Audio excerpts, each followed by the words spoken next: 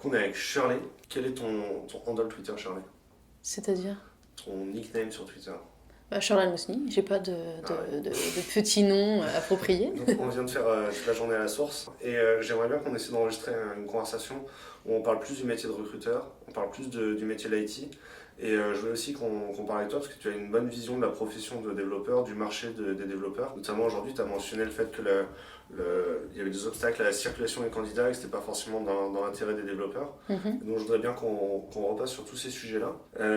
Ça fait 10 ans que tu recrutes. Est-ce que tu saurais repasser sur ce parcours-là, m'expliquer un petit peu qu'est-ce qui t'a amené à faire tout ce parcours-là? Alors très clairement, pour revenir aux origines en tout cas de ce job, il est vraiment venu par hasard. Ouais. Moi je suis arrivée sur le marché de l'emploi dans un contexte de crise.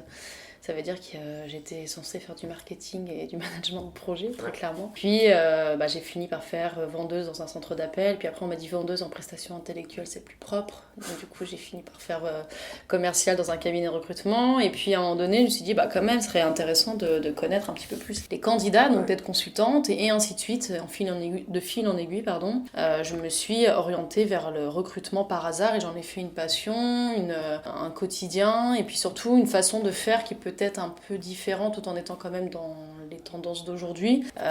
Et j'essaye en tout cas d'y amener vraiment ma valeur, ma personnalité et puis surtout, comme je le disais, ma passion pour ce métier, quoi. Voilà. Qu'est-ce qui fait tenir 10 ans? Parce que tu aurais pu changer de métier complètement 3 ans après avoir démarré. Pourquoi tu es encore dans le recrutement aujourd'hui? Qu'est-ce qui te donne envie de faire du recrutement encore aujourd'hui? Alors, qu'est-ce qui me donne envie, c'est que j'estime que le marché il est inépuisable, en tout cas dans le Ouais. monde de la tech. J'ai l'impression quelque part que les envies changent, la population grandit, change aussi. Donc, au début, j'aurais pu me dire, si c'est un marché qui est épuisé, où finalement il se passe rien, j'aurais changé certainement, j'aurais fait peut-être d'autres professions, d'autres métiers, j'en sais rien. Mais le monde de la tech m'a toujours finalement impressionné par ces changements, tant dans les technologies vraiment pures et dures, c'est-à-dire on parle d'innovation, mais voilà, les changements aussi d'architecture dans les entreprises, les complexités, où le développeur ou même l'architecte ou même l'infra n'ont plus du tout aujourd'hui les mêmes rôles, en tout cas dans les structures. Et on voit à quel point qu'il y a à la fois le pendant technique, mais aussi la population en elle-même qui, je trouve, n'a plus du tout la même place dans l'entreprise, n'a plus les mêmes réflexions sur un poste ou même sur une carrière. On parlait de carrière tout à l'heure, Ouais. mais tout ça fait que en fait, je me rends compte que c'est des gens qui deviennent quelque part matures. Moi aussi, je le deviens aussi de plus en plus. Et donc, moi, j'ai l'impression que c'est une relation qui grandit avec cette population-là, plus que véritablement un métier qui est gravé dans le marbre, photographié dans le temps et qui ne bouge pas, en fait. Et c'est en ce sens que moi-même, je me rends compte, en fait, avec du recul, que quand je regarde dans le rétroviseur de mon passé, c'est passé 10 ans presque, mais sans véritablement compter les années, pardon. Mm. Et c'est ça qui est intéressant, c'est comme une relation quelque part de couple, c'est chelou de dire ça, mais c'est vrai. Moi avec mon mari, à un moment donné on fait les calculs, on a 11 ans derrière nous, on s'en rend pas compte. Et c'est ça en fait, quand on aime les personnes qu'on rencontre, quand on apprécie les échanges, quand il se passe des moves de carrière, des réflexions sur plein de sujets, où on a envie de faire bouger les lignes sur plein de trucs, on voit pas vraiment le temps passer, si tu veux. Donc c'est plus un constat que je fais aujourd'hui, 10 ans, c'est vrai que j'ai calculé les années, c'est à peu près ça. Donc c'est par rapport C'est- pour la profession, Ouais, pour et puis ouais, l'écosystème. c'est ça, c'est vraiment une curiosité, c'est même à tel point que alors j'ai toujours pas fait franchir le pas, mais c'est vrai que je me suis posé même la question d'apprendre à coder, vraiment, de me mettre à coder. Alors j'ai pas encore fait, je sais pas si j'aurai le temps de le faire, je parlais justement d'hyperactivité tout à l'heure, et je pense que je vais pas non plus en remettre trop Ouais. dans mon écosystème aujourd'hui de travail, mais c'est vrai que c'est un sujet clairement qui, un jour, si j'ai un nouveau congé mat, j'ai eu le temps d'écrire un livre, peut-être que demain j'aurai le temps de me mettre vraiment une fois pour toutes au code. Et voilà, je recherche Faire une avec grand formation sur plaisir. Open Classroom, Ouais, comment mais ça même un mentor, quoi, quelqu'un Ouais. qui me donne envie, qui m'explique, qui me fasse de la pédagogie, qui me dise pourquoi moi aussi j'ai voulu faire codeur, etc. Ça c'est un Tu truc. pourrais pas faire recruteur dans une autre industrie. Pour le moment, je me sens bien là, quoi. Ouais. C'est-à-dire que j'envisage pas.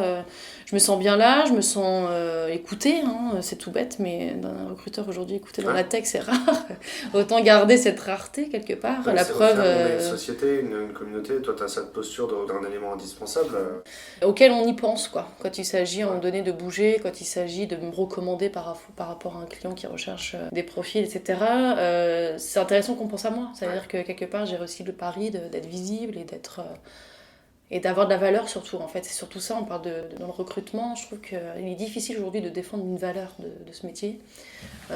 Pour plusieurs raisons, c'est qu'on n'y voit pas forcément l'intérêt de ces gens quand ils se font des envois robotisés, on voit pas l'intérêt de ces gens quand il s'agit à un moment donné de parler de bonheur au travail, justement, est-ce que c'est vraiment le recruteur qui va discuter de tout ça avec ces gens. On n'y voit pas toujours l'intérêt de ces personnes quand il s'agit d'être coaché sur la carrière, et en fait moi je suis persuadée qu'il a une valeur, et j'essaie en tout cas de lui donner cette valeur-là, et c'est en ce sens que j'adore ce job, quoi, parce que j'ai mis un peu ma touche personnelle, disons. C'est ce qui rend les recruteurs indépendants indispensables.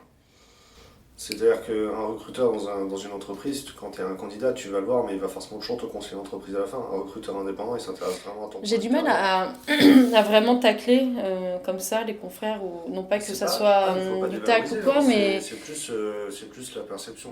C'est la liberté, encore une fois, on en vient justement sur ce sujet. Moi, je pense que c'est plus une question de liberté. C'est-à-dire que, par exemple, un recruteur, moi, pour avoir été en interne dans le monde de l'ESN, c'est difficile de dire à un moment donné, mais là, la piste que tu as en face, elle est clairement plus intéressante pour toi que ce sur quoi tu postules chez nous. T'imagines, ça veut dire que tu cours contre ta boîte, ou j'en sais rien, tu te bats. En fait, c'est même une posture un peu schizophrène. Mais des fois, nombre de fois où je me le suis dit, je me dis des fois, non, en fait, vraiment, c'est pas ce job pour toi, quoi. Et c'est avoir la franchise, la liberté de s'affranchir quelque part du discours de l'entreprise, de l'employeur, et de dire à un moment donné, mais en fait, je vais me positionner comme ton pote ou ta pote, j'en sais rien, ou même comme quelqu'un qui va te coacher et qui va te dire, vraiment, cette piste-là, va plutôt vers là, je te la conseille, elle a plus de sens, quoi. Et indépendamment, quand t'es indépendant, je trouve que c'est ça que tu peux te permettre plus facilement, et sans être dans une sorte de culpabilité aussi vis-à-vis de ton employeur, qui est finalement de dire, va voir ailleurs, c'est beaucoup mieux pour toi, quoi. Quand tu es un recruteur en interne et que tu vois un candidat qui ferait mieux pour un autre poste, c'est complètement ok de lui dire de prendre l'autre poste et de se dire que si tu le fais, il reviendra peut-être dans 10 ans, mais il faut voir les choses sur 10-15 ans plutôt que sur une immédiateté. Tu reproches souvent le fait que les recruteurs internes aient des primes qui les incentivent à recruter. Tu t'es senti enfermé par les primes à un moment ? Je trouve que les primes sont surtout ridicules en fait. C'est-à-dire qu'on parle toujours de valorisation de ce métier, de toujours dire voilà, le recruteur il a de la valeur, déjà commençons par bien le payer, quoi. Je veux dire, dans le monde de la tech, j'ai envie de dire que c'est les mêmes histoires. Ils sont importants, c'est des super-héros dans tous les sens, à tous les étages, on entend des superlatifs presque un petit peu trop des fois ridicule, hein, vraiment. Mais à côté de ça, dans la réalité, vas-y, montre-le en fait que c'est un super-héros. Un super-héros, il te fait soulever des buildings, j'en sais rien. À un moment donné, paye-le pour ça aussi, quoi. Et là, c'est pareil, j'ai envie de dire, c'est dans le monde du recrutement, on a trop visé sur les primes comme étant presque l'élément qui fait qu'à un moment donné, tu as une vie correcte. Non pas une vie waouh, hein, c'est une vie correcte. Tu peux à minima t'acheter un appart, tu peux même pas te louer, hein, t'héberger, etc. Et en fait, tu te rends compte que des fois, les primes, à l'époque, alors peut-être qu'aujourd'hui, maintenant, ça a quand même pas mal changé, c'est là où je trouve que c'est intéressant aussi dans la valorisation du job, c'est qu'à l'époque, typiquement, tu avais une personne à 27-30, et tout, finalement, le salaire correct se faisait sur des primes. Donc il crevait il avait soif, il avait la dalle, en fait, il faisait n'importe quoi, le recruteur. Aujourd'hui, je pense qu'on n'a pas complètement changé le modèle, malheureusement. Il y en a qui en sont sortis et qui ont à un moment donné mis des salaires fixes de base valorisants. Pour dire à un moment donné, de base, on part du principe que tu as une valeur. C'est pas parce que tu crèves la dalle que tu as une valeur, quoi. Et c'est ça, en fait, que je trouve qui est ridicule dans les primes, c'est que vraiment, quand tu calcules ces 500 € par exemple sur un recrutement, en 2 temps, dès la promesse d'embauche et puis après, c'est à la fin de la période d'essai, qui est lissé, donc voilà, des fois sur 4-6 mois, bref. Tu enlèves les impôts, quoi. En fait, vraiment, ça fait même pas une paire de chaussures, quoi. Et les gens, ils se tuent. Je caricature encore une fois, désolé, mais c'est le cas, mais vraiment ils vont dire c'est mon candidat, ils vont venir à 8h le matin, à minuit le soir pour enregistrer s'ils ont accès à l'ATS au sein de l'entreprise.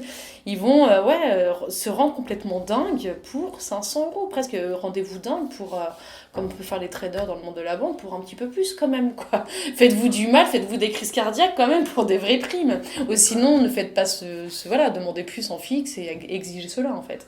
Et c'est là où je trouve que la valorisation commence mine de rien par le salaire, ça on prend conscience que ça a une valeur dans une organisation. Et je vous remarquerai que quand une direction a estimé qu'un poste ou un métier a une valeur d'organisation, il sait bien le payer. Et aujourd'hui, un sourceur, un recruteur, ça commence, mais c'est pas non plus forcément idéal, quoi. Ouais. Donc ça commence mine de rien par ça, c'est un signal fort et concret, quoi. Je veux dire, si on peut te garder. Tu as parlé de c'est mon candidat, je me suis approprié le candidat. Ouais. Ce matin, tu nous as parlé de la libre circulation des candidats et de recrutement open source. C'est quoi le monde idéal dans lequel tu voudrais travailler, ou si tu pouvais reprendre de zéro la culture des recruteurs de Paris ou de France? Bah déjà, c'est C'est quoi les différents de... Comment dire le marché, il est tel qu'aujourd'hui que peut-être que je vais partir certainement dans tous les sens si je donne ces informations-là, mais personne n'appartient à personne. C'est ni mon candidat, moi, en tant que recruteuse indépendante, c'est ni le candidat de l'entreprise, c'est ni le candidat de mon client. C'est une personne qui, à un moment donné, a décidé de faire un move, quoi. Je veux dire, aujourd'hui, on n'associe jamais un propriétaire à un appart ou un immeuble, quoi. On n'associe jamais un conducteur à sa voiture, quoi. Je sais pas si c'est peut-être stupide ce que je vais vous dire, mais du coup, pourquoi on associerait un candidat voilà, il a un libre arbitre. Et donc moi, dans l'idéal, ça serait quoi? C'est effectivement d'imaginer un rôle d'agent de carrière. Bon, c'est comme ça que je le vois, en tout cas, moi, dans le futur. C'est de se dire, bah voilà, je vais le coacher, je vais l'aider à réfléchir à un poste, à un rôle, à un marché caché, j'en sais rien. Et puis, s'il va chez mes clients, tant mieux. Et s'il n'y va pas, bah c'est pas grave. Imagine que demain, il y a un développeur qui a envie de te payer pour que tu fasses la prestation d'agent de carrière. Ouais. Comment ça se passerait? Bah moi, du coup, je le ferai payer un coaching, du moins le coaching de base, je le fais gratuit, puis après c'est le mandat d'opportunité, de sourcing d'opportunité. Donc là, c'est vraiment une recherche dans le dur, ça je le fais payer. Puis ensuite, une fois qu'on a les opportunités, 2 à 5 opportunités, il y aura vraiment une sorte de simulation d'entretien, coaching d'entretien pour aller vers telle opportunité plutôt qu'une autre. Et là, donc là, je fais un paiement à l'heure. Et si effectivement, dans les opportunités qu'il a décidé, il y a mon client, avec qui aujourd'hui je source des candidats, clairement, auprès de candidats, je vais faire moins impacter le montant, vu que je suis déjà payée par ailleurs. Okay. Mais si par exemple, c'est clairement un marché où là, c'est pas mon client, bah du coup, oui, je fais payer si un petit peu plus cher. Il vient te voir et dit j'ai un budget de 3 000 €, je veux changer de poste, t'es ok? Bah ouais, clairement, ouais, quoi, moi, ce serait... J'ai imaginé effectivement un forfait déjà, pas prendre sur le TJM. Après, peut-être qu'à l'avenir, pour le moment, je fais que du CDI et des freelances. Changement de mission pour un freelance. J'ai pas imaginé prendre sur le TJM plus que ça, parce que ça me rappelle trop justement le modèle ESN et j'ai une aversion un peu sur ça. Mais bon, certainement qu'il y aura des réflexions, des pivots à faire sur le futur. En tout cas, moi, j'imagine effectivement pour moi un forfait, en mode, bah voilà, t'as un budget, comme tu paierais un budget de recherche d'appart ou je sais pas, même de comptable ou quoi, et puis bah du coup sur ça et expressément on va se faire la recherche en tout cas d'opportunités. Ouais. Voilà, après dans le collectif qu'on veut mener, parce que voilà, je suis pas trop non plus la seule à réfléchir de plus en plus à un format d'agent de carrière, certainement qu'on va élargir le scope, c'est-à-dire que j'ai d'autres personnes autour de moi qui elles font de la prestation, de la pré-embauche, etc. Peut-être que du coup une personne viendra chez nous et puis il y aura le principe de se dire bah elle a le choix soit entre la prestation, soit entre du CDI, soit entre freelance, et du coup elle aura une sorte d'offre tiroir où finalement après, peu importe ce qu'il a envie de faire, l'individu, il a du choix. Si tu proposes un forfait et que tu veux faire intervenir d'autres indépendants parce que tu les trouves pertinents dans l'accompagnement du candidat, ça me paraît complètement ok, une fois que tu as pris le forfait, de prendre d'autres indépendants qui viennent contribuer à la prestation, l'enrichir. Tant que c'est créateur de valeur pour le client, ce sera toujours ok. C'est ça, il faut imaginer, en fait, affiner cela. Clairement, moi j'ai commencé vraiment cette offre agent de carrière depuis quasiment quelques mois, quoi. Ouais. C'est très récent. Au début, si tu veux, je me disais bah gratuit, je vais voir déjà si ça prend. Puis là, de plus en plus, je vois qu'on me contacte et tout, je me dis bah là, il faut quand même que je puisse quelque part en vivre de ce temps que j'accorde aux personnes. Et donc là, oui, j'imagine clairement le faire plus payant. Du coup, je peux rebondir sur la clinique RH. Ça fonctionne encore la clinique RH? La clinique RH, alors, c'est une grande interrogation, justement. C'était plus effectivement d'aider les populations complètement exclues pour le coup. Là, ça n'a rien à voir avec la tech. Du coup, c'est du temps que tu as passé bénévolement, c'est pour ça que je fais le lien. C'est clairement du temps bénévolement. J'explique mes transitions. Ouais, non, bien sûr. Non, mais c'est exactement ça. Après, c'est pas du tout les mêmes registres parce que là, j'estime que les personnes vraiment qui sont exclues du marché de l'emploi, elles n'ont pas les moyens de payer un coach. Donc là, c'était clairement un format bénévole. En fait, toute la bande passante que j'ai par ailleurs, j'ai du mal à investir dans la clinique RH. Et malheureusement, il y a des chances que la ferme, avec vraiment tout le regret que j'ai. En plus, il suffit j'ai constaté ça, il suffit que j'ai des problèmes par ailleurs. Que du coup j'ai pas de place à l'imprévu, quoi. En fait c'est pas grave, ça t'a permis de rassembler plein de gens autour du projet. Oui, c'est ça, et puis surtout ça m'a permis de prendre conscience de vraiment ce que c'est que d'être proche du candidat aussi, parce que là tu vois, tu te mets à côté d'un réfugié franchement et tu te dis ah ouais, je comprends la discrimination par rapport à l'emploi, quoi. Parce qu'il postule, il envoie, il a des réponses tout de suite figées.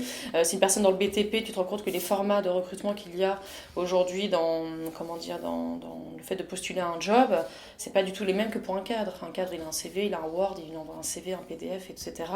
Une personne qui est dans le BTP, c'est beaucoup de monde ne maîtrise pas complètement la langue française. Quand on leur demande plusieurs choses dans les annonces, ils comprennent pas grand-chose. Et donc en fait, je me dis, c'était intéressant de se mettre à leur place et de voir vraiment que le monde de l'emploi, il a des vraies difficultés côté candidat. Et clairement, demain, si j'ai le temps et que j'ai des gens autour de moi que je peux recruter pour déjà sur mon entreprise faire tout ce que j'ai envie de faire, et oui, demain, peut-être que je remettrai effectivement un coup sur ça parce que j'estime que c'est un terrain de jeu passionnant et là pour le coup il y a un énorme taf Je aussi. trouve c'est intéressant aussi de montrer, d'expliquer que l'employabilité c'est quelque chose qui se travaille, c'est pas c'est pas absolu. Une population une personne qui rencontre des problèmes d'employabilité, en fait on peut l'aider, tu vois. Et souvent on a l'impression que c'est bon, écoute, on va se concentrer sur les bons candidats, tu vois. Je trouve chouette d'avoir remis la lumière sur les candidats qui ont du potentiel et qui ont besoin d'aide pour le délivrer, quoi. C'est ça, et puis surtout que ça demande aussi à un moment donné de... Il y a l'histoire de... comment expliquer ça, mais tu sais, la blague qu'il avait fait Macron qui disait voilà, moi je traverse la rue, je trouve un job. Au final, c'est pas tant de traverser la rue qui était intéressant dans ce qu'il a dit, c'était que ça soit lui qui traverse la rue. Tu vois, mine de rien, des fois le vecteur est énorme pour la recherche de job. Des fois, toi tout seul, tu te retrouves face à un recruteur, t'as pas de chance. Mais il suffit qu'il y en a un qui porte un peu ta voix, qui porte ton dossier, qui porte ton discours, qui porte un peu vraiment, qui ait confiance en toi. Moi, les personnes qu'on a accompagnées avec la clinique Garage, des fois c'était ça, c'est qu'on les a vues, on les a entendues, on a vu la motivation, on a été voir des Zara, HR, on a dit mais franchement, aller plus loin que juste le CV, rencontrez-les, essayer de provoquer la rencontre. Et en fait, le fait que quelque part on vient du monde du recrutement et qu'il y avait une sorte de pair à pair, on se parlait, ça a aidé peut-être à ouvrir des portes là où peut-être tout seul il ne serait pas allé. Et c'est un petit peu ce qui se passe aussi avec le coaching agent carrière, c'est que parfois eux ils n'ont pas forcément accès au marché caché, ils n'ont pas accès au réseau qu'on peut avoir nous recruteurs, etc. Et du coup de passer par un vecteur qui est le mien, et ça peut être aussi demain le vecteur d'un autre agent de carrière, c'est de se dire en fait il y a quelqu'un qui va pousser et aussi qui va faire quelque part la conciergerie, c'est-à-dire qui va filtrer aussi. Moi j'ai déjà eu des personnes qui m'ont dit moi ce qui m'intéresserait dans l'offre agent de carrière, c'est là j'ai trop d'offres, j'ai envie d'abandonner, comprendre vraiment quel est l'intérêt d'une offre plutôt qu'une autre, quitte à faire de l'investigation sur les anciens qui sont partis, savoir vraiment quel est le climat dans l'entreprise, etc. Donc c'est devenir une Élise Lucet en mode cache investigation, et voilà, je te conseille cette piste parce qu'a priori ça sent plutôt pas mal, et se dire que ça, ce temps lui il l'a pas. Et donc ça c'est du temps que tu donnerais toi à la place du candidat en fait. Est-ce que l'éloquence c'est un biais de recrutement? L'éloquence, est-ce que c'est un biais des recruteurs? Bien sûr. Quoi, tu veux dire par rapport à un candidat donné? Ou est-ce que c'est une compétence, un soft skill? Je pense que c'est les deux en fait, parce que l'éloquence, j'y mets deux choses. J'y mets ceux qui savent vraiment très très bien parler, et puis à un moment donné, c'est plus le questionnement qui va être fait vis-à-vis de ce candidat qui va faire la différence. Ouais. Si tu sais pas questionner, tu diras que l'éloquence c'est un soft skill. Tu vois ce que je veux dire? C'est-à-dire que tu vas juste trouver qu'il parle très bien, et puis du coup, il a du bagou, point, et puis du coup, il a des qualités pour le poste. Le problème aujourd'hui, je trouve, dans le monde du recrutement, c'est qu'on ne sait pas questionner pour obtenir quelque part un peu les informations qu'on a envie, pour challenger les vrais soft skills, c'est-à-dire qu'au-delà de l'enrobage et du fait qu'ils sachent bien parler, bien, il y a en fait ni plus ni moins tout un tas de questions qui te permettra à un moment donné de savoir comment il est confronté, par exemple, par rapport au fait de ne pas savoir une réponse. Ouais. Il y en a, ils vont te dire, ça je ne le sais pas, et en fait ils sauront défendre le fait qu'ils ne sachent pas, ils sauront peut-être faire des analogies avec d'autres sujets qu'ils ont vus. Donc quelque part de questionner, ça permet de se dire en fait il sait bien parler, mais en plus il a les soft skills, il sait à un moment donné faire face à l'autorité. Bon bref quoi, il y a raison, l'éloquence c'est en même temps une compétence, en même temps celle qui se voit le plus pour les recruteurs qui ont pas des critères bien éclairés sur la qualification d'un candidat. Et en même temps, c'est une compétence dans la mesure où on voit quand même qu'il y a des candidats qui manquent d'éloquence, ça va pas marcher, on le sent, et on sait que si on peut les aider là-dessus, ça peut marcher. Des fois, c'est même des gens super bons, quoi. Ouais, c'est ça. C'est pas un compétent. J'ai entendu un recruteur qui me dit attends, un gars qui est pas capable de mettre une majuscule à son prénom sur le CV, je comprends pas. T'as vraiment entendu ça? Ouais.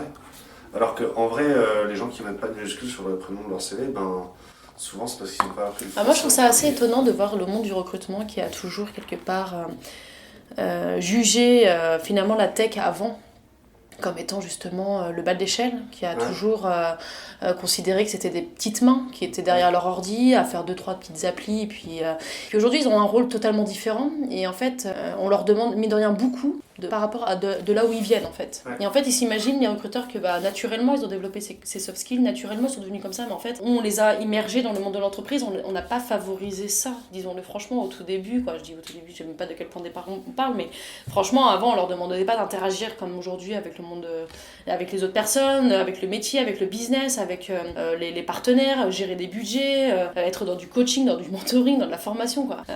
On leur a jamais dit ça avant, et puis un beau jour, finalement, on dit, ah bah tiens, tu peux faire ça, tu peux faire ça, tu peux faire ci. Et puis au final, ils se rendent compte que les gens, les recruteurs, ils disent, il a pas les soft skills, mais est-ce qu'on leur a donné finalement le terrain de jeu avant pour que ça se développe? Est-ce qu'on leur a donné même des formations aussi sur ça? Moi, j'ai vu par exemple des ESN qui ont fait des cours de théâtre pour à un moment donné révéler les gens, pour révéler, justement donner des cours de prise de parole en public, pour pouvoir mieux se vendre en ESN, parce qu'ils ont compris quelque part que c'est pas une qualité pas naturelle, parce qu'on peut l'avoir quelque part, cette qualité, mais il n'y a pas eu le terrain de jeu, l'espace pour qu'elle prenne vie en fait. Ouais. Et en fait, c'est que c'est des personnes des fois qui, de base, ils n'ont pas peut-être cette qualité, mais ou alors elle a été jusque maintenant enfouie, et après, de jour au lendemain, on demande à ces gens d'être ultra communicant, être agile, être contexte où ils communiquent énormément, alors qu'avant, ce qu'on leur demandait, quoi. On demande des recruteurs, quoi. Des recruteurs, des fois, ils n'arrivent pas à recruter, ils font appel au tech et on lui demande d'être aussi bon communicant que lui, alors que toi, tu as toujours vécu dans ça, école de commerce, machin, bidule, et puis eux, pas forcément, quoi. Avant, et encore aujourd'hui, dans certaines boîtes, les techs, les développeurs, ils sont des centres de coûts. On les a internalisés pour réduire les coûts, on les met dans des bâtiments qui sont moins chers par rapport aux bureaux très classieux. Mais aujourd'hui, il y a aussi des boîtes qui se rendent compte que les développeurs, c'était eux les acteurs de la transformation numérique de la boîte, que c'est eux qui créent la valeur, c'est eux qui avaient compris la digitalisation. Et qu'on n'avait pas besoin de prendre des consultants externes pour le faire ça, on avait les compétences internes. Et puis il y a aussi le principe, je trouve, de la parole libre. Je trouve que le monde ESN, alors après je sais pas pour tacler sur le monde ESN, mais je trouve que le format des commerciaux n'a pas rendu vraiment possible l'affirmation de soi. J'ai l'impression qu'il y a un petit côté, on prend par la main, on t'amène en mission, on t'amène faire des rendez-vous. Et c'est finalement toujours le commercial qui discute, qui négocie, qui parle finalement du CV. C'est même lui qui va dire, il maîtrise ça. Tu vois, il y a un petit côté, toi tu fermes ta gueule, on est devant la maîtresse, et puis je suis la parent d'élève, et puis je t'explique un peu qui est mon gosse, tu vois. Les clients aussi. Récemment, il y avait un retailer lillois qui était une intervention devant l'école qui disait non, nous, quand on embauche des gens qui ont un bon savoir-être, une culture fit avec la boîte. Si on a besoin de compétences sur une étagère, on appelle une SS2I comme mon voisin. Et donc les clients aussi ne valorisent pas les soft skills des candidats en ESN. Non, mais c'est ça, et c'est ce qui fait que en fait, ces gens-là, on leur a toujours pris la parole, quoi. À leur place, c'est ça que je veux dire. Les prestataires, une fois qu'ils arrivent chez leur client final, eux ils sont gérés par la direction des achats. Oui, c'est exactement ça en plus. Quoi. Donc, c'est des fournitures comme les autres. C'est des fournisseurs, c'est ça. C'est triste. La distance elle se crée là. Tout à l'heure tu as parlé aussi de la libre circulation des candidats et du coup du fait d'avoir des formes d'entente. Par exemple, les CTO sur Paris, c'est vrai qu'ils font beaucoup appel à des cabinets pour leur donner des besoins, mais juste pour les bloquer, pour pas qu'ils chassent leurs candidats. Alors ça, je le vois beaucoup sur des entreprises qui ont une problématique de staffing. C'est-à-dire que l'entrée de candidats ne se fait pas ou pas beaucoup. Donc elles ont besoin quelque part de se bloquer avec la terre entière pour se dire, déjà on n'arrive pas à rentrer, donc on va éviter l'hémorragie et la sortie. Donc du coup, effectivement, des fois, moi je l'ai ressenti. Alors après, je sais pas comment expliquer comment je l'ai ressenti. Il n'y a pas de tabou, ça se dit entre CTO. Enfin, moi j'ai déjà conseillé à des CTO de balancer des besoins sur les cabinets pour les bloquer. Ouais, voilà. Prendre des motards, ça n'engage à rien de signer une lettre d'émission, par contre ça les empêche de chasser. C'est pas qu'un ressenti, moi j'ai plus ressenti, et je me suis dit, en fait, tiens, à un moment donné, j'ai pas senti que le poste il était tout de suite là, c'était une sorte de veille, etc. Je me suis dit, tiens. Signer une lettre d'émission au succès, ça n'engage jamais le client à embaucher. C'est ça, et puis toi, tu as un contrat, une clause qui te dit, en gros, tu vas pas, etc., etc. Donc là, on est vraiment sur. Quand je parlais de la liberté du recrutement. Il pourrait vraiment te donner l'exclusivité sur le recrutement, te donner le droit de utiliser sa marque. Le recruteur, il a toujours tout à perdre, rien à gagner, tu vois. Non, mais c'est ça, et quand je parlais de signature, et des fois, dans ce que l'on signe, la plume, c'est pas pour nous donner des ailes. C'est ça, c'est qu'en fait, on se rend pas compte. Et c'est quand on a la merde qui arrive que là, on se dit, tiens, on va quand même réfléchir à ce qu'on a signé, à ce que ça signifie exactement, en quoi ça peut tuer aussi mon business, en quoi ça peut tuer ma liberté, en quoi ça peut tuer mes valeurs aussi. Parce que... Et en fait, ça demande quand même d'être sacrément mature et d'être sacrément conscient de ça. Il y en a, ils vont accepter quelque part de se coucher, et vite, ils vont se rendre compte qu'en fait, c'est trop fatigant, trop compliqué de recruter, ils vont revenir en interne, et en fait, on a tué quelque part la libre circulation aussi des recruteurs et de leur capacité à exercer le métier, quoi. Et tu sais que pour les développeurs, c'était pas ouf parce que les salaires, ils bougent pas non plus. Non. Est-ce que tu penses que les salaires devraient augmenter significativement aujourd'hui en France ? Pouh là là, franchement, bonne question. C'est en France par rapport à quoi Je sais pas, par exemple, il y a des gens qui disent les salaires aux États-Unis c'est 2 fois les salaires de la France, du coup on n'arrive pas Voilà, après, on à garder incorpore les aussi, talents. quoi, du moins, eux, ils doivent prendre pas mal de choses à côté, typiquement sur la sécurité sociale, etc. Ouais, J'imagine le que. droit social en France c'est pas Ouais, mal. voilà. J'imagine que ça se discute vraiment par rapport à un contexte de pays, déjà, Ouais. par rapport à un contexte aussi de ville. Hein. Déjà, on J'ai jamais vu un candidat qui me dit j'hésite entre un poste à 40K à Paris et un poste à 100K à New York, j'ai jamais vu ça. J'ai vu des Bah, clients qui se sont après, payés, ça, sur le mais moment, la propale comme ça, avec le chiffre, c'est alléchant. Mais après, il y a des vraies réflexions quand même en profondeur qui se font sur le aussi contexte parce de vie, que quoi. t'as beaucoup de candidats qui voient les propositions de salaire arriver des chasseurs dans leur boîte mail, Mm, qui pensent que c'est des propositions de poste alors que c'est des annonces mm, et que le chiffre du salaire il est là que pour déclencher le call quoi. mm. Et après on va leur dire bah non en fait le 70K c'est pour un candidat qui match toutes les conditions du job, Ouais, je vois soit ce t'es que tu moins veux bien dire. donc tu seras à 40 et pas 70 tu vois. Ça, C'est- j'avoue, c'est Ça vicieux. crée, Mm. ça crée Une autour frustration, ouais. des candidats une certaine bulle de surévaluation. Ils pensent qu'ils sont très chassés alors qu'en fait non, il n'y avait qu'un poste mais t'as 5 SSI qui t'ont contacté pour le poste. Tu vois. Ah non, je vois ce que tu veux dire. Après, sur comment dire, sur le fait qu'il faut augmenter ou pas, moi, j'ai plus envie de dire, à un moment donné, qu'est-ce qu'ils attendent de la personne. Enfin, tu vois, à un moment donné, C'est plus, en vrai les candidats ils méritent d'être mieux payés. Enfin, mais les salaires déjà sur Paris ils ont augmenté sur les 3 dernières années parce que les candidats ils méritent d'être mieux payés. non, mais c'est ce que je disais tout à l'heure, c'est qu'on leur demande aussi beaucoup plus, quoi. Ouais, Quand on leur demande d'être quelque part représentant de la marque, quand on leur demande de recruter, quand on leur demande de former, ouais, quoi. Je veux dire, il y en a, ils savent le praxer, ça. C'est-à-dire ouais. qu'ils estiment qu'ils n'ont plus besoin de service de recrutement ou de service de com.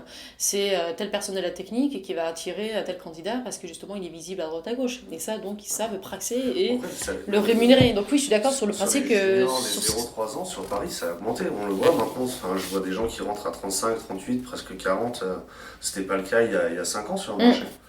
Tu Ça, observes oui, je ça? le remarque, oui, clairement. Ouais. Oui. Ça, de façon globale, oui, très C'est, clairement. est-ce Même que le recruteur, hein. sur Pareil, hein. sur- Sur le salaire, ça a ouais. bien augmenté, quoi. Si on arrive à parler de salaire sans Ouais, tabou, les postes sur lesquels tu travailles, les ouais. salaires d'entrée classiques, si on arrive à donner un étalon, Alors, sur vraiment des juniors, donc j'en fais pas vraiment, mais avec une expérience significative genre les 2-3 ans. ouais, voilà, 2-3 ans. Non, sur vraiment 0 quoi, ouais, 0-2 ans, quoi. On est sur du 38-43, à Ouais. peu près. En Des région fois parisienne. 45, ouais.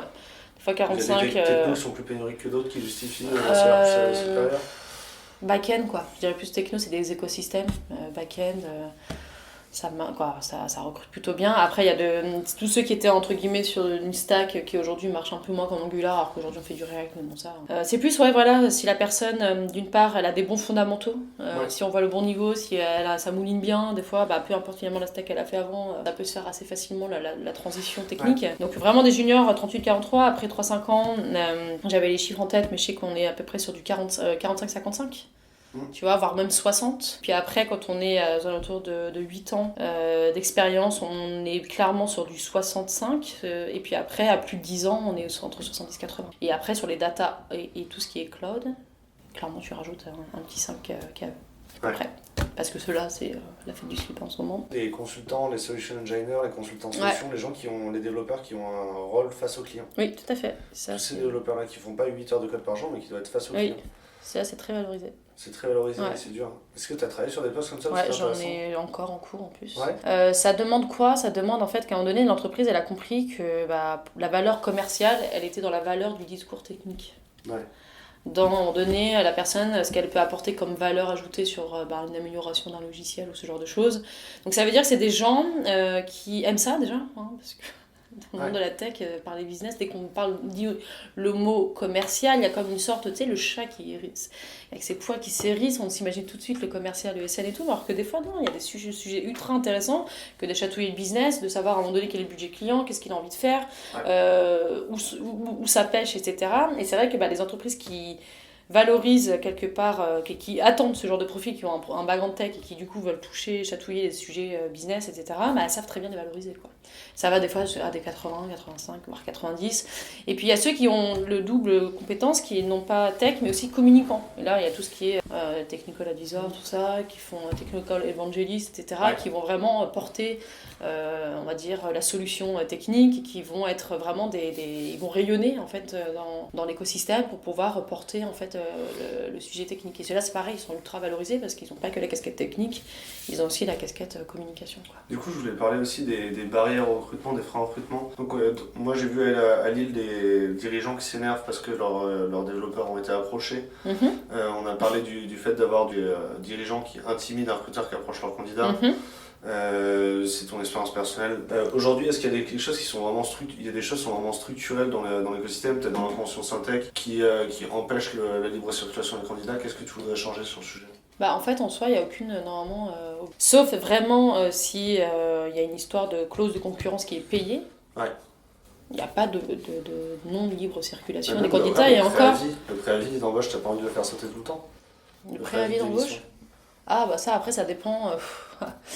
Ça, en fait, des fois, ça peut arranger aussi le candidat qui a besoin d'un préavis pour pouvoir se refaire, pour pouvoir justement tâter le terrain. Donc moi, j'ai envie de dire que ça doit être plutôt adapté en fait à un contexte de départ en fait. C'est-à-dire qu'un préavis, des fois, il faudrait qu'il soit réfléchi mutuellement entre le candidat et le recruteur, l'employeur, pour que chacun y trouve son compte, quoi. Et c'est pour ça que je parlais d'accompagnement à l'offboarding, c'est que des fois, l'offboarding, il est fait salement, des fois c'est des relations politiques, des fois c'est des licenciements abusifs, des fois c'est des trucs où tu dis, mais à un moment donné, qu'est-ce que vous voulez faire à travers ce départ, en fait? C'est ce que vous êtes en train de décharger votre ego et tout ce qui vous énerve sur le fait que la personne parte, ou alors c'est vraiment par rapport au business qui est fragilisé si la personne passe. Ça arrive souvent typiquement dans le monde ESN, des fois elles sont très intéressées pour que la personne reste en mission, et à contrario, elles sont prêtes à dire, ah non, tu dégages, parce que là, en fait, ça y est, t'as décidé de partir, et donc la mission elle est terminée, donc on préfère que tu partes très très vite. Donc en fait ça va souvent trop dans le sens, je trouve, de l'employeur, et pas toujours dans le sens du candidat, du moins du salarié, pardon. Et donc ce serait peut-être à un moment donné de réfléchir ensemble aussi, comment on peut faire en sorte que le préavis soit le plus agréable possible, voire même des fois le plus long possible, quitte à ce que ça soit un accompagnement, la formation, la réflexion sur ce que la personne a envie de faire après. Des fois c'est pas acté, ils ont peut-être pas des fois d'autres pistes, hein. Et donc c'est ça que j'imaginais aussi en termes d'accompagnement à l'offre. J'aurais bien faire un gentleman agreement à l'envers, c'est genre un gentleman agreement pour le mouvement. Qu'un groupe de sociétés se mettent d'accord que sur le mois d'août, il n'y a pas de préavis, tu vois. Sur le mois d'août, tu vas dans une autre boîte du gentleman agreement, pas de préavis, tu l'enlèves sans souci. Il y a plein de choses qu'on pourrait faire comme ça pour... Ouais, ça c'est clair, quoi. Parce que, ok, les boîtes, elles ont des ententes pour empêcher leurs salariés de partir, mais on pourrait aussi faire des ententes pour aider les salariés à bouger. Parce qu'au final, les grosses boîtes de la tech sur Paris, elles auraient tout à gagner que les collaborateurs bougent d'une boîte à l'autre pour que la connaissance elle circule mieux entre les grosses boîtes. Surtout qu'en plus, une personne qui part bien de chez toi, c'est pas fermé qu'elle revienne, en fait. Ouais.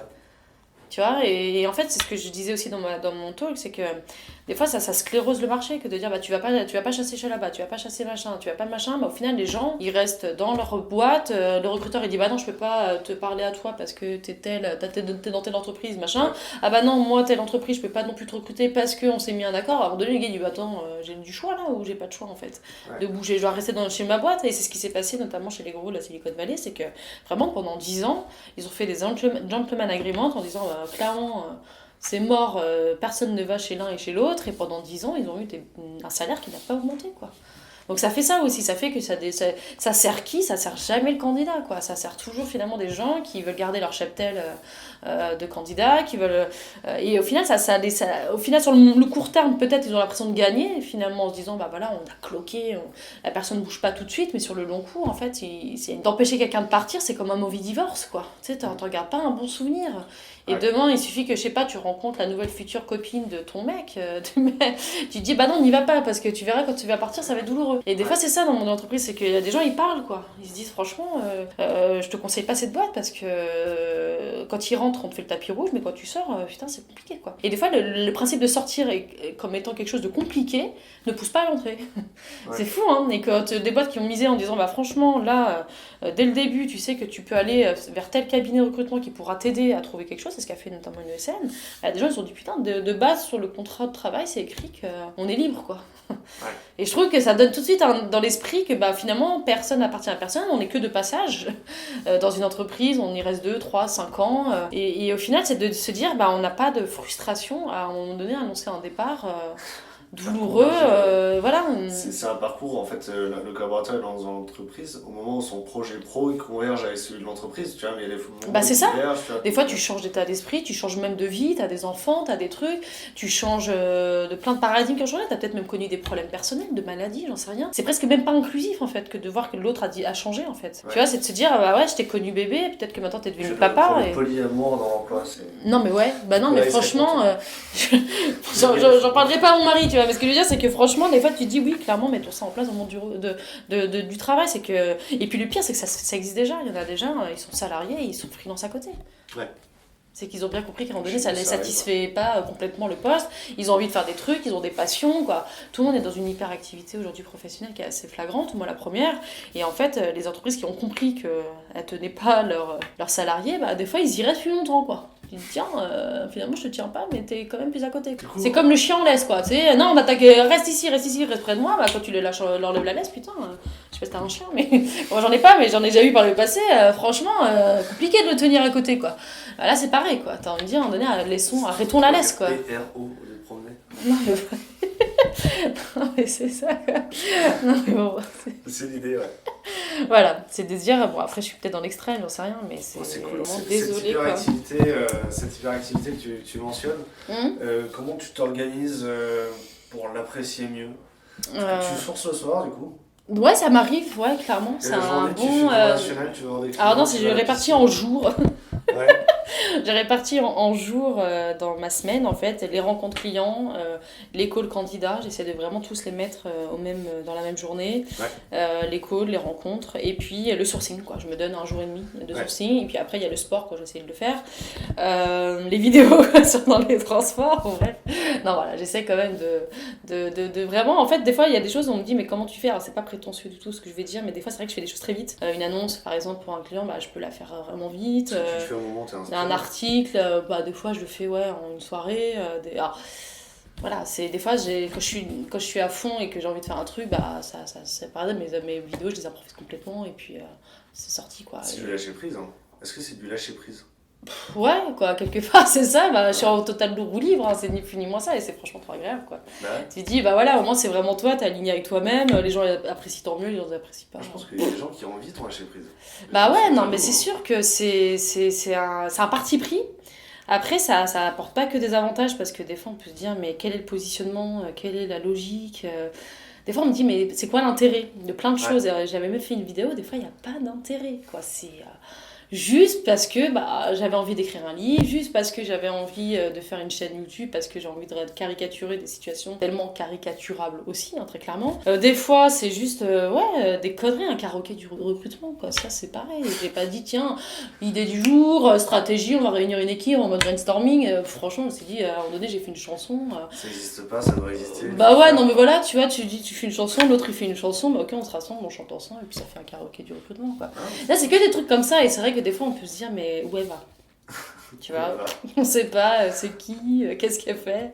Mais c'est aussi ça que j'aime bien, c'est que finalement je surprends peut-être un peu ou pas, j'en sais rien, mais je me dis au moins on sait pas où me trouver, et puis ça crée justement, comme tu dis, ce lâcher prise qui suscite des what the fuck, qui suscite des c'est ridicule, qui suscite des ah mais franchement c'est trop cool, j'aimerais bien être comme toi, pouvoir me lâcher et tout. Je trouve ça cool, tu vois, tu dis au moins il se passe un truc, quoi. Dans la tête des gens, quoi. Ce serait quoi si on devait retenir qu'une chose, si les recruteurs qui nous écoutent ne devaient retenir qu'une chose de l'échange, qu'est-ce que tu voudrais que ce soit? Dur, hein. C'est franchement vous avez le pouvoir d'eux, quoi. Vous avez le pouvoir d'eux? Pouvoir de faire trop de trucs, quoi. Ouais. Franchement, c'est un secteur qui a tellement de choses à changer, tellement de choses à améliorer, tellement de choses à créer. En fait, on part tellement, je trouve, d'un niveau global ou même d'un environnement, je trouve, qui n'a pas forcément trop changé. On peut faire trop de trucs, quoi. C'est éclatez-vous, quoi. Il y a des choses à faire. Pour les développeurs qui nous écoutent, c'est quoi ton... Bah, travaillons ensemble. Non, mais franchement, en vrai, ouais, parce que j'estime que le domain driven recruitment, c'est comme ça que j'en parle des fois dans le recrutement craftsmanship. Bon, bref, c'est de se dire, bah en fait, oui, c'est par domaine, quoi. Ça se passera de plus en plus, plus on connaîtra sa communauté, plus on connaîtra, en fait, le contexte dans lequel on évolue, bah, plus il y aura des fusions qui se feront, et voilà, et peut-être que demain, ça sera des équipes de recrutement, il y aura du CTO, du tech, du RH, du sourceur, ça sera pas juste une équipe de recrutement toute seule dans son coin, et certainement que il y aura des fusions à faire. Là, typiquement dans mon offre agent de carrière, j'imagine une partie mentoring technique, où les gens, des fois, ils savent pas comment grandir sur une techno, un écosystème, ou comment s'évaluer par rapport à un changement de poste ou à... Et je me dis, il y a des choses à faire sur ça aussi. Moi, je peux évaluer peut-être sur les aspects plus psychologiques, je sais pas si on peut dire ça comme ça, même si j'ai pas de formation psychologique, mais plus sur les aspects, on va dire, humains. Voilà, j'ai pas trouvé d'autres mots, bref. Et puis sur les aspects techniques, clairement, là, le monde de la tech, il peut intervenir. Toute la formation qu'on utilise en externe, c'est-à-dire avant, pour retourner à l'emploi, on pourrait la faire après l'embauche, en fait. Moi, c'est ça qui me rend fou. Par exemple, là, tu te dis, un développeur qui veut changer de carrière, on peut lui aider un mentoring, changer de poste en interne, Ça, je l'ai entendu quand j'avais fait des customer interviews sur la carrière. Après l'avoir embauché. Ouais, non, c'est ça. Après l'avoir embauché. Il m'avait dit exactement ce que tu viens de me dire. C'est-à-dire, il m'a dit, moi, ce que j'aimerais vraiment, c'est pas forcément partir de mon entreprise, mais c'est vraiment de savoir comment je peux grandir dans cette entreprise, quel rôle je peux avoir, comment je peux interagir avec mon boss quand il y a des moments qui vont pas bien, etc. Tu vois, avec 10 ans d'expérience, tu continues d'apprendre des choses. Et tu cherches une entreprise où tu peux apprendre des choses. Non, c'est ça. C'est que ça peut vraiment être assez large, même en termes de mentoring, très, très clairement. Il y a pas de... Encore une fois, que je dis, il n'y a pas de limite. Pas laisser les gens sortir, aller aux conférences déjà. Et puis surtout, à un moment donné, je trouve que c'est ce que je disais un peu aussi dans le talk de ce matin, c'est qu'il y a un peu ce côté appropriation de la compétence. On te forme pour tel besoin client. On va te dire, sur ton CV, tu as telle compétence parce que par rapport à notre positionnement, c'est ça. En fait, on a fini par inhumaniser, dans le sens pas... cruel du terme, mais on a fini par inhumaniser les candidats et ça devienne des objets, des marchandises de l'entreprise. Or, des fois, tu as un gars ou une nana, elle est peut-être dans une ESN qui est spécialisée sur Java, elle va te dire, mais j'ai envie de me former sur Scala. Et la boîte, elle va dire, en fait, nos clients n'ont pas cette stack, pourquoi tu veux faire ça? Et en fait, c'est ses envies. Donc, en fait, c'est revenir, finalement, se laisser au champ la possibilité de revenir vers leur désir, en fait. Intrinsèque, quoi. Tu te retrouves avec des gens qui changent de ESN pour changer de stack. C'est ça. Ce qui n'a pas forcément de sens. C'est ça. Et des fois, tu te dis, peut-être que d'être un peu ce genre de SaaS professionnel à côté, là, que j'aimerais bien monter, et d'être vraiment ce côté, on colmate les brèches, où on essaye du mentoring, de la formation, du coaching, où la parole est libérée, parce que c'est ça le but, c'est qu'on est indépendant. Donc les gens, ils pourraient se confier sur plein de trucs, choses qu'ils ont peut-être parfois du mal à faire avec... leur employeur actuel, pour des raisons que je peux comprendre aussi. Tu vas pas dire... Ça, justement, les clients, ils veulent toujours des gens avec de l'expérience. Pourtant, personne n'embauche les juniors pour améliorer l'employabilité des gens. Il faut leur donner de la formation, mais aussi de l'expérience. Comment on fait? Je veux dire, comment les autres filières le font? Il y a des filières qui utilisent des contrats d'insertion pour donner de l'expérience à des gens qui sont en retour vers l'emploi. Pourquoi on n'a pas ces équipements-là sur notre filière? Non, c'est clair. C'est pour ça que je te dis, il y a trop de choses à faire, quoi. Et après, moi, j'ai trop d'idées, trop de machins. À un moment donné, comme je te dis, il faut que je m'organise et que je filtre. Je priorise surtout, mais en gros, franchement, si je pouvais tout faire, tout ce que j'ai envie de faire, franchement, il me faudrait au moins une armée, quoi. Non, c'est cool. Voilà. Mais si je peux vraiment... l'objectif c'est vrai, on entend peut-être dans beaucoup de podcasts, dans beaucoup de confs, etc. L'idée, c'est pas vraiment que les gens adhèrent forcément à ce que je pense, à ce que je suis. Mais c'est de susciter à minimal le débat. Je suis pas sachante, quoi. On m'a un peu... plus ou moins chatouillé sur cette partie-là. C'est pas du tout ce que je suis en train de dire. Dans tout ce que je fais, il y a plein de choses où certainement que ça à revoir. C'est pas forcément parfait. C'est pas forcément la connaissance précise du DICO ou je ne sais quelle définition, etc. Moi, c'est pas ça, en fait, vraiment ce que je veux faire, moi, dans ce monde-là. C'est vraiment susciter, à minima, la réflexion, la discussion. Même si les personnes sont pas d'accord, je trouve ça cool, en fait. Ouais. Et même si les personnes me disent, ce que tu as envie de faire, ça a pas de sens, ça a pas d'intérêt, mais pourquoi? Et en fait, c'est ça qui m'intéresse. C'est de provoquer des discussions là où, dans un monde où tout est tout lisse, où on s'enterre justement dans la com, les boîtes elles n'ont pas le droit de parler, les gens n'ont pas le droit de parler, les gens n'ont pas le droit de faire ce qu'ils ont envie de faire vraiment au fond d'eux-mêmes, et ce qui fait qu'il n'y a plus de discussion, en fait. Et moi, c'est ça que j'aime bien dans Twitter, ce que j'aime bien dans LinkedIn, ce que j'aime bien d'être dans des confs, c'est qu'à la fin on me dise tiens, ça m'a fait réagir, quoi. Ça va susciter quelque chose, quoi. Juste ça, moi je trouve ça cool, tu vois.